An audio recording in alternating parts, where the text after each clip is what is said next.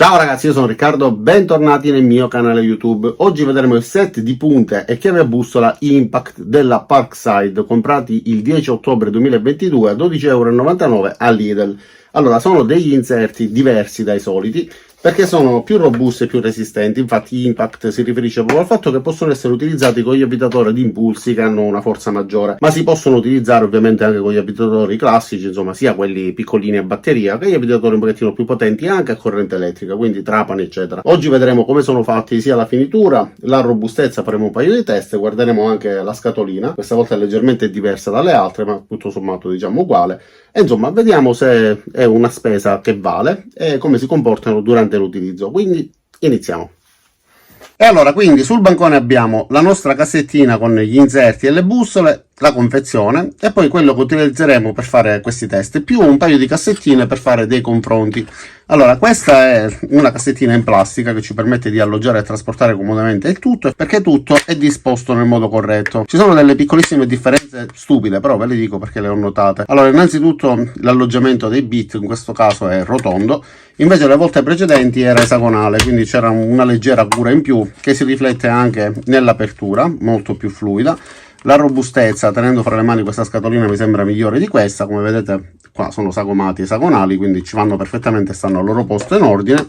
Nell'apertura ho notato qualche scatto che in realtà non dovrebbe esserci, e quello che mi è dispiaciuto è che nella parte posteriore avrei preferito se avessero inserito un sistema come questo, che è comodissimo perché mentre si sta lavorando si inserisce con la clip oppure nella cintura, si sfila quando è necessario. Se stiamo trasportando avvitatore, confezioni di viti eccetera, almeno questi li teniamo assicurati per bene. E in più all'interno del nostro laboratorio possiamo appenderli, come faccio io, nella parete con delle viti, dato che è trasparente, e quindi è una cosa molto più pratica. Così invece lo trovo un po' scomodo, però va bene lo stesso, a noi interessa il contenuto e vedere soprattutto come si comportano. Però in questo caso, sempre riguardo la cassettina, come vedete questa l'ho incollata con latex, già da subito era rotta, e tra quelli esposti ho visto che tantissimi avevano i bit sparpagliati, quindi si erano sfilati, insomma non vanno bene come le altre e temo che si possano rompere a poco. Quindi la comodità di questa cassettina va poi a perdersi se si dovessero rompere, perché avremmo comunque tutto disordinato. Ma adesso vediamo come funzionano questi bit, cosa li differenzia dai classici bit e soprattutto se vanno bene per avvitare le viti di un certo livello con un avvitatore molto potente. Vediamo anche quello che troviamo scritto nella confezione. Quindi set di punte e chiavi a bussole Impact modello PBSI 2B3, particolarmente durevole e robuste grazie all'area di torsione, in acciaio al cromo vanadio e acciaio S2, bit nelle principali grandezze con colori di codifica per viti con profili comuni. Quindi si riferisce a questo colore che è messo sulla parte centrale del corpo del bit, che ci fa capire immediatamente di quale tipo di inserto si tratta come tipologia di intaglio. Questo per esempio è un PH, quelli blu sono PZ, quelli gialli invece sono i classici Torx. Sulle bussole invece non troviamo nessun colore. Quindi all'interno troveremo 16 bit Impact da 25 mm, quindi questi più corti, 8 bit più grandi da 50 mm, cioè questi, e poi 3 bussole di 3 misure differenti, da 13, da 10 e da 8 mm. Tra l'altro all'interno hanno anche un magnete, cosa comodissima. Più 2 prolunghe portabit, uno semplicemente magnetico, l'altro invece con un sistema che ci permette di inserire l'inserto all'interno del codolo esagonale, anch'esso comunque magnetico, e viene trattenuto da un sistema e poi prevede di sfilarlo semplicemente abbassando questa parte e tirandolo verso fuori. Adesso però bando alle ciance e vediamo direttamente come si comportano. Quindi facciamo una prova rapidissima. Come vedete sono di colore nero. Solitamente questi inserti per tipologia di abitatori torsion, quindi che vanno utilizzati per lavori che richiedono una buona forza, se dobbiamo avvitare dei tasselli sul cemento, se dobbiamo avvitare delle viti lunghe, anche che non siano grosse ma che siano lunghe, allora questo tipo di inserti con un avvitatore potente ci garantisce una vita più lunga. Ragazzi, ma si rompono lo stesso. Il fatto che siano degli inserti torsion non vuol dire che non si romperanno mai, ma che saranno più resistenti. Quindi guardiamo per esempio questi della DeWalt. Qua nel mio piccolo laboratorio ho questi DeWalt, in garage ho sia quelli Milwaukee, altri Parkside e altri marchi. Guardate, con l'utilizzo, con gli anni, alla fine si sono rotte un paio di punte, qualcun'altra si è usurata, perché è normale, sono degli inserti comunque sempre in metallo che sono sottoposti a un certo lavoro e quindi durano più di quelli normali, ma sicuramente non fanno miracoli. Quindi anche quelli Parkside potrebbero rompersi, ma bisogna vedere dopo quanto tempo e come si riducono prima di rompersi. Adesso facciamo un'altra prova per capire la qualità dell'intaglio, quindi se sono fatti davvero bene oppure no. Basta mettere una vite, se la vite rimane in posizione allora va bene, ma io voglio fare una prova ancora più estrema. Questo avvitatore è piccolo però ha il suo peso. Vediamo se tenendo in questo modo riusciamo a tenere pure l'avvitatore nell'intaglio. Ok ragazzi, come intaglio ci siamo, non voglio esagerare più di tanto, però vedete è sospeso anche muovendolo. Ok, basta. Allora, quindi l'intaglio va bene, la forma è buona, quindi combacia perfettamente, riesce a rimanere sospeso. Non rimane che fare un paio di prove. Proviamo ad avvitare questa piccola vite da 3 cm. È un lavoro semplicissimo, però partiamo dalle cose semplici. Cambio inquadratura, vi faccio vedere come si comporta avvitando questa piccola vite, poi man mano avviteremo quelle più grandi. Allora, avvito quindi questa vite utilizzando la massima potenza, anche se è sproporzionata, però per renderci conto.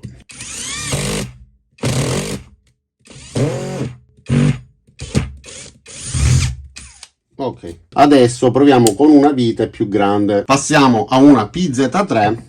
Ovviamente in questo caso fisserò il pezzo sul bancone con un morsetto. Cambiamo inserto, prendiamo un PZ3. In questo caso PZ3, fra questi inserti da 50 mm non ne abbiamo, quindi devo prendere quello più piccolo e devo utilizzare la prolunga che viene data in dotazione.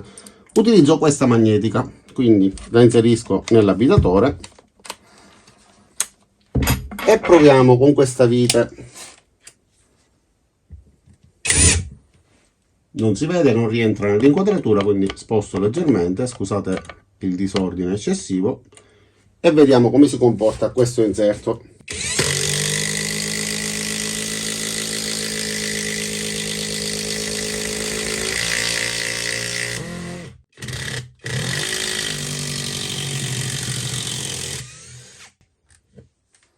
E allora, ovviamente, dato che alla fine il bit era entrato con tutta la punta, ha perso la presa sull'intaglio della vite. In questo caso abbiamo stressato ulteriormente la punta, che non accusa alcun segno di alcun tipo di problema, se non un minimo di perdita di colore. Per il resto è andato benissimo, quindi sia l'inserto, come abbiamo visto, più grande, quello da 50 mm, che questo da 25 mm, effettivamente finora con queste due semplici prove stanno andando bene. Facciamo un'altra prova, vediamo quindi con questa.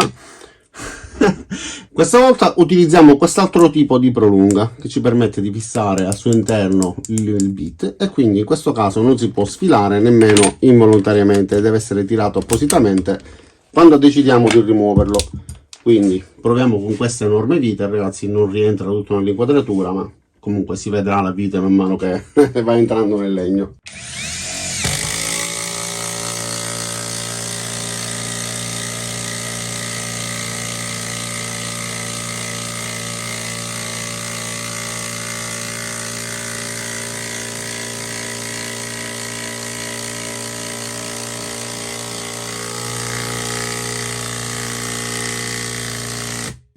Ok, io direi che come prova è superata. Adesso svitiamola. Tra l'altro, se vi interessa, se trovo il link, vi lascio pure il link per questo avvitatore che avete visto è piccolo, ma è un piccolo mostro. Quindi continuiamo.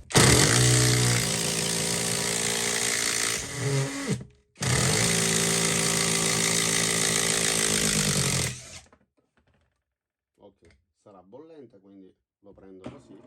Allora, anche in questo caso, questa volta perché ho commesso un errore, ho sfilato leggermente l'intaglio mentre stavo svitando e quindi si è scolorito tantissimo. Però ragazzi, per quanto riguarda la forma, anche in questo caso non ha subito alcun tipo di danno. Piuttosto la vite sì, tant'è che ha lasciato un minimo di limatura. Gli inserti vanno bene, avete visto, senza alcun problema, non si sono danneggiati. Ora proviamo queste bussole, che sono dotate di un magnete all'interno, molto molto forte. Ok, anche le bussole vanno bene. Facciamo una prova pure con questa da 8 mm, pure questa ovviamente con il magnete all'interno, quindi molto comoda.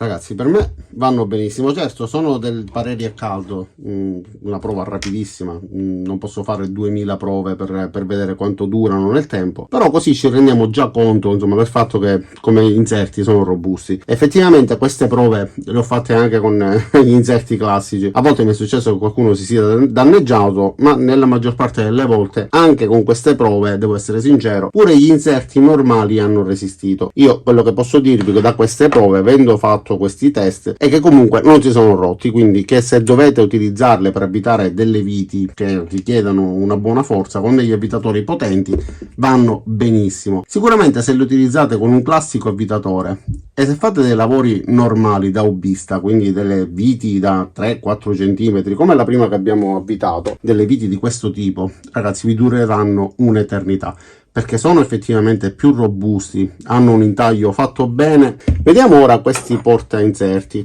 Allora, questo che ha questo sistema con lo scorrimento nella parte frontale ci permette di avere il bit all'interno dello stesso e quindi non c'è il rischio che si sfili per nessuna ragione. E a secondo in che posizione siamo messi, dove stiamo lavorando, se siamo su un tetto, su una struttura eccetera, se cade un bit da 25 mm si perde e in un cantiere per esempio si rischia di non trovarlo più. In questo modo invece rimane fisso nel suo alloggiamento, non c'è il rischio che si sfili e ci permette di toglierlo semplicemente facendo arretrare questa parte, quindi comodo in queste circostanze quando vogliamo che l'inserto rimanga all'interno del porta inserti.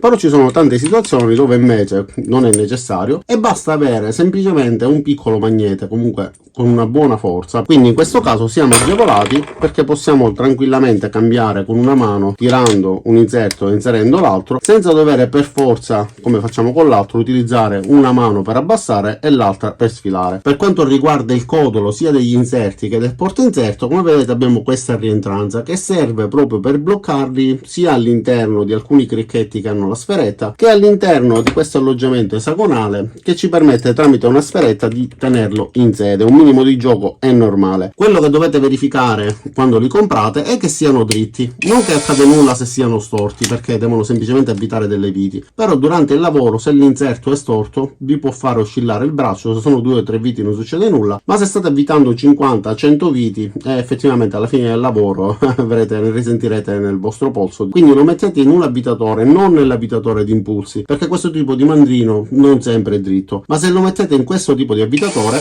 girando in questo modo, vedrete che l'inserto è quasi perfettamente dritto. Un minimo ci sta. Questo invece è perfettamente dritto.